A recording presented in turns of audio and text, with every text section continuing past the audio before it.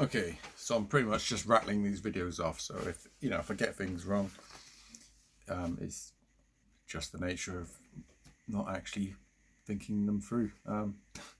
Right, so hobbies and purpose.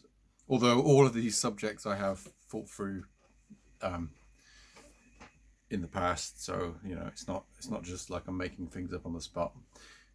So hobbies and purpose is this subject. A lot of people struggle to find purpose in their life. Um, I think that you've got to. I think the one thing that can be helpful to people is just kind of understanding who you are as a person, what's important to you, what you're interested in, what your weaknesses are, what your strengths are. Very important to know what your weaknesses are as well. Um, because you don't want to be in a field with things that are related to your weaknesses. So, but also, like, if you understand your weaknesses, for me, I found that I was actually able to accept my strengths. Um,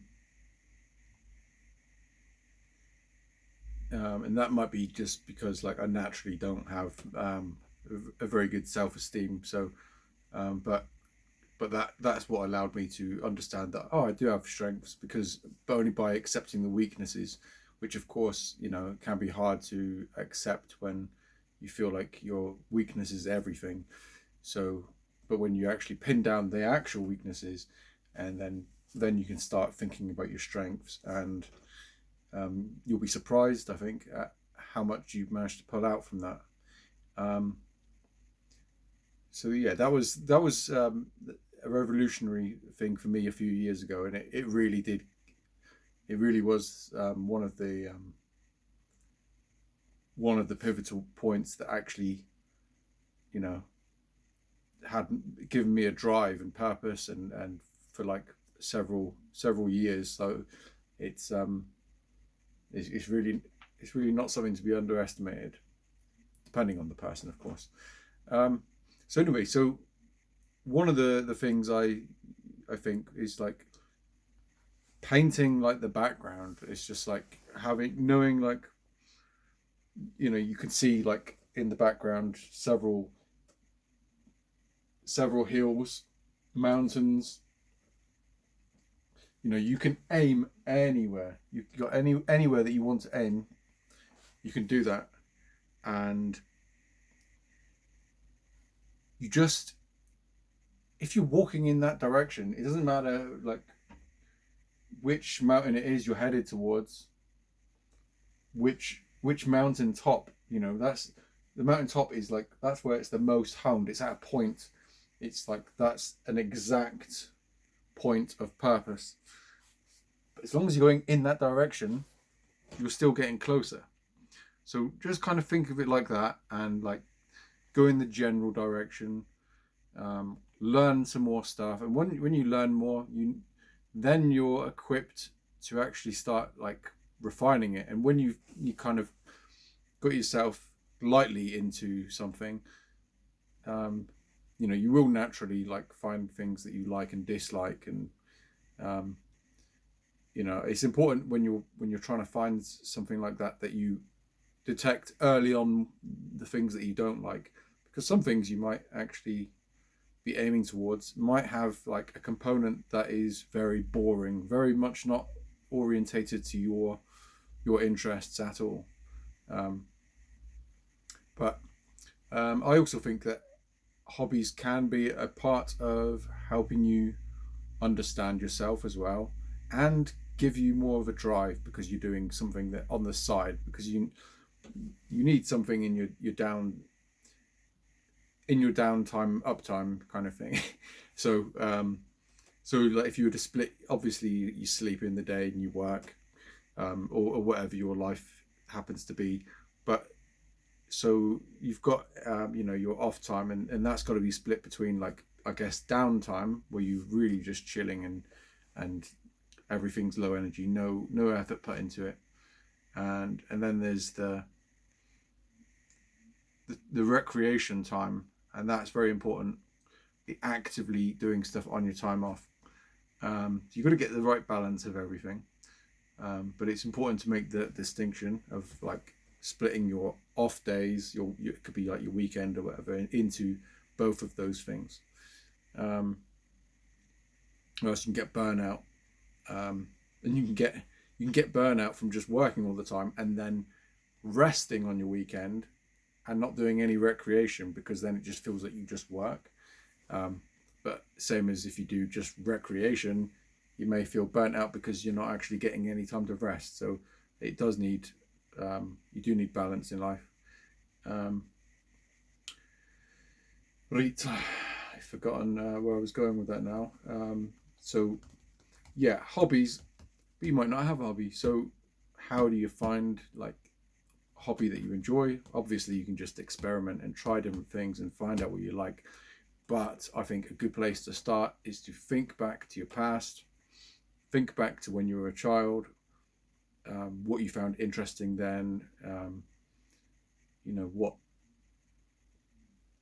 because it's quite likely that there's something like that you'll have a spark to something that you were passionate about as a child, and then of course life gets in the way, and you may start to attach that hobby with like being a child or something, and not really consider it much, but think about it seriously, because you actually may have a lot of drive and passion towards that same thing or something that's closely related.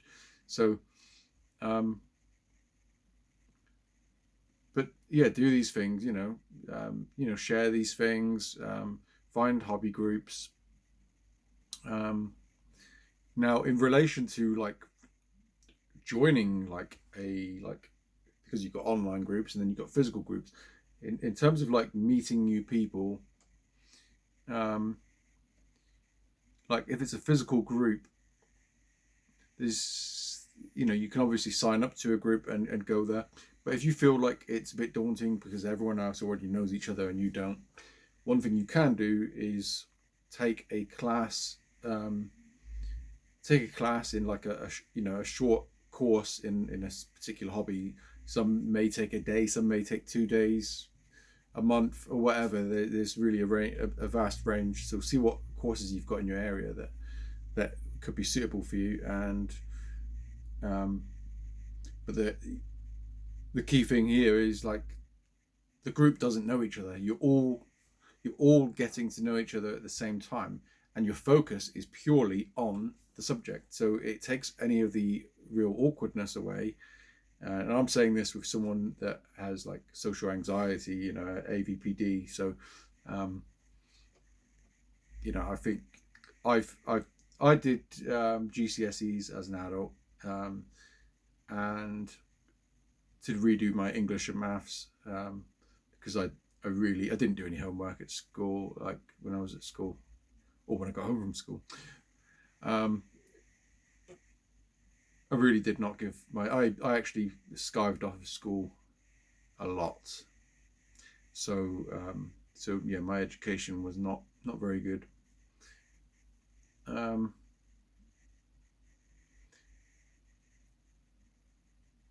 Where was I going?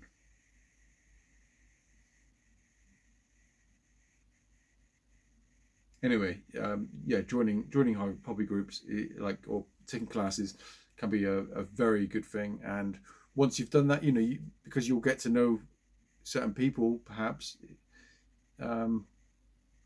enough to say, oh, do you want to can we exchange like numbers, email, whatever it is, like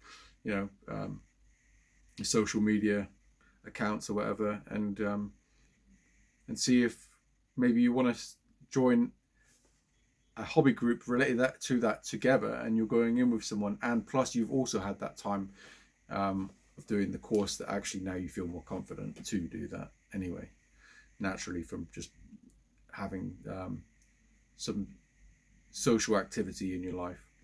And yeah, learning's always good. So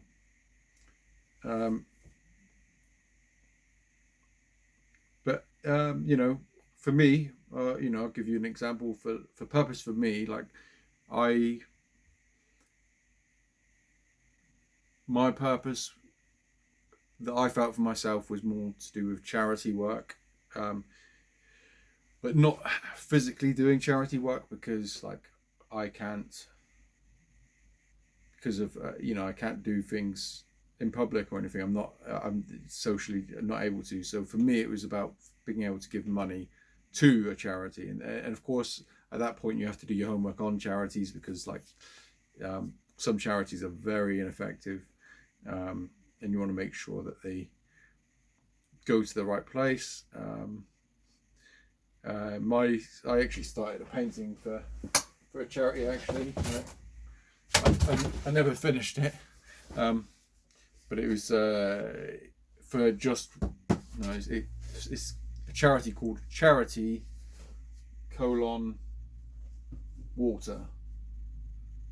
So charity water is how it would be said. Um, and yeah, so that's it. You know, I recommend that charity because it actually gives 100% to the actual physical work itself. It actually gives it to the work. Uh, so it's a charity that's split into two parts, which does give it a lower rating in on charity sites.